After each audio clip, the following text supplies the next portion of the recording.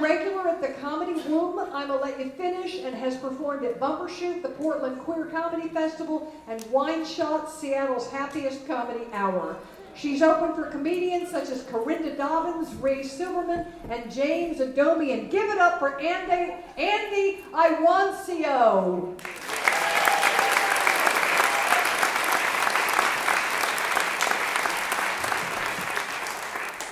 Wow, are y'all out here going Wildish? No.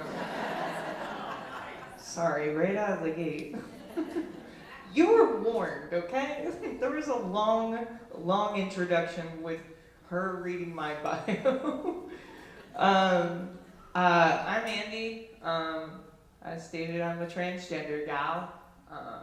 I've been doing the hormones thing for about like a year and a half or so. Got some small boobs out of it. So it hasn't been a total bust.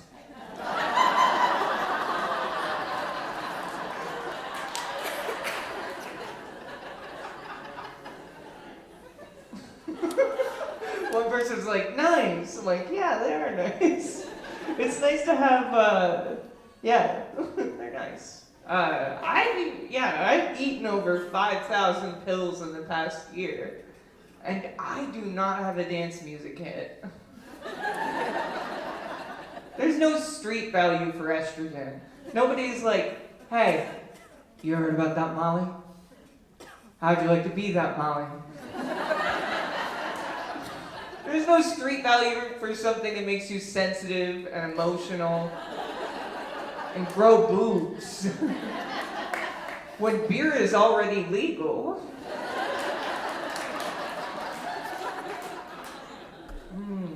I would say that's real beer, but it is not. That is water in a root beer bottle. You all have a funny idea of going Wildish. You have a store that's mostly piñatas. That is a lot of piñatas, but it is that much of a concern.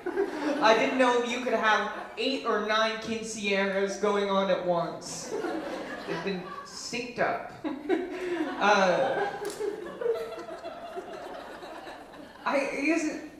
For me, the weirdest thing is, it's weird going through a girl's puberty with the brain of a 35-year-old. I guess what I'm saying is, I'm basically Lisa Simpson.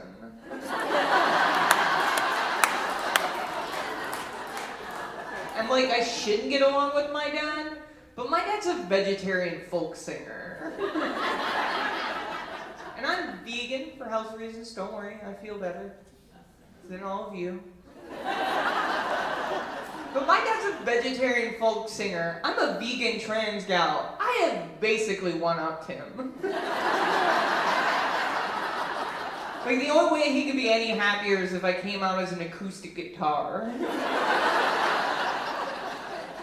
Made of kale. Owns a lesbian coffee house. That's also a Unitarian church. But I said lesbian coffee house, so you already knew that. And they adopt different kinds of kittens named after different kinds of chai. And I've got a jellyfish named kombucha. Of course that got a hearty laugh here. I haven't seen it, y'all are so easygoing. Like, I haven't seen the traffic light, but I assume it's just 3 different shades of green, and you're just like, go at your own pace, man.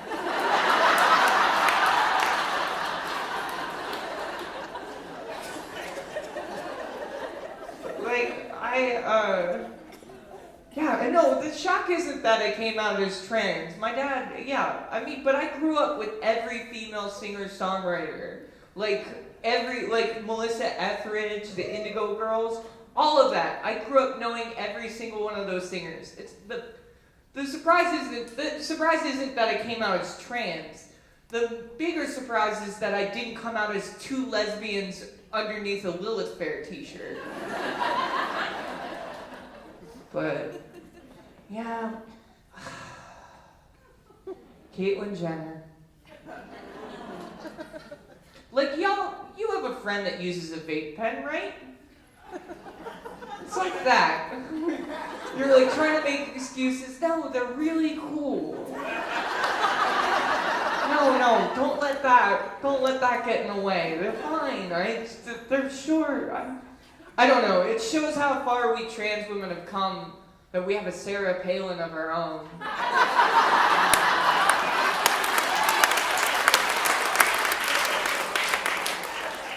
I'm like, I think that she could do a little bit, she could learn a little bit more about what trans women of color are going through in, like, underprivileged areas.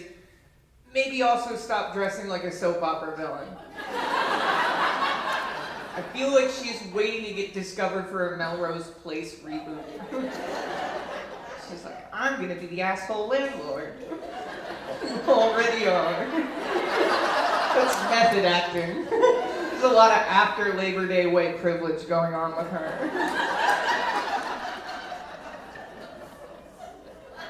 But, yeah, it's cool having boobs made of boobs. Cause like, any part of a trans woman's life is a long line of different boobs made from different boob things. Like, mine have been made of knees, balled up socks, shoulder pads, balloons filled with water, balloons filled with air. The best ones that I had were a plastic grocery bag filled with birdseed, and then like I tied a knot around the front of it, right? And that would poke right through the water rod with the right amount of accuracy. Very proud of it, very proud of it. The only thing is like, as a trans woman going out in society, everything feels like a threat. I could put all of that aside wearing these boobs, because I was suddenly more afraid of birds attacking my chest. I didn't have a cup size, I had a seed bell size. I'm like, this is like 2 robins and a pigeon. It's not what people and cisgendered people think of me, it's what birds think of me. Nourishment, probably. But like, yeah, it's cool to have boobs made from boobs. I think the other thing that I get asked about more than Caitlyn Jenner is like, oh, do you watch Transparent? And I'm like, I'm on season 35. You're the one that has to catch up. Also, it's fucking ridiculous that they have a dude play a trans woman. It's ridiculous that you don't have a trans woman play a trans woman. Not having a trans woman play a trans woman is like if you made another Benji movie, but instead of a dog, you use 2 ferrets in a trash bag.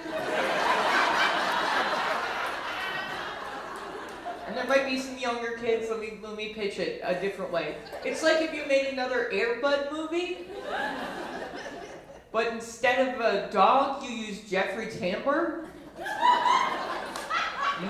He accepts an award. He's like, I'm hoping soon enough there'll be enough dog actors that a cisgendered man like myself doesn't have to represent a dog. Thank you. Thank you for this Academy Award. So brave. I've been dealing with all this I'm transgender. I've been dealing with all this like bathroom nonsense about where legally I can go to the bathroom or not, and joke's on them. I have epilepsy. I go where I land.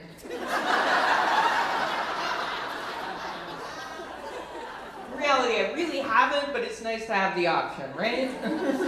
Like, you wake up and paramedics waking you up is $1,000 every time. That's why if you're not laughing at these jokes, each one costs $1,000. I could write that off as a writer's retreat, I guess. But the reality is like they wake you up and they ask you all sorts of questions, like, do you know what today's date is? You have a phone, right? Somebody called 911 and you answered because you are 911, right? Maybe check that. Maybe not look at the unconscious person on the ground and, oh, maybe they're working on their day planner. Like, the best I can do is for you to use my unconscious body as a sundial.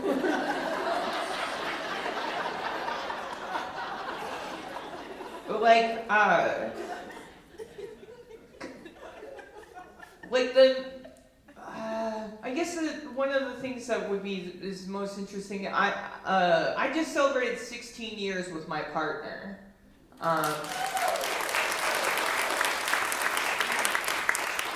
And he's a transgender dude. But the thing is that we were not out when we got together. We came out at different times over the course of our relationship. It's very strange. It's kind of like I came out as a trans woman, and then he came out as a trans dude, because our dedication to being straight is that strong. Really is no. When people say that, are you straight? No. It's basically we had a foursome and took home leftovers. But like the questions between us, I don't mind. Like I get a lot of questions, and one of them came. I'm saving some other transgender woman, probably an awkward conversation for me to answer it. And it's not for the oppressed to explain their oppression, but I know that I'm gonna probably get something funny out of it. My coworker stopped me in the break room, and he had one of his questions. He's like, "Taking hormones, right?" I'm like, "Yeah, take hormones." Does that mean you could become pregnant? And there should be a bigger laugh there. Because no, just because I'm taking estrogen doesn't mean I magically sprout a vagina, okay? You don't just throw estrogen into the ground and up pops a vagina bush covered in bush. Do you understand that? That would mean every landscape painting was a Georgia O'Keeffe work. Do you know what that is? This is the can't afford a vagina monologue.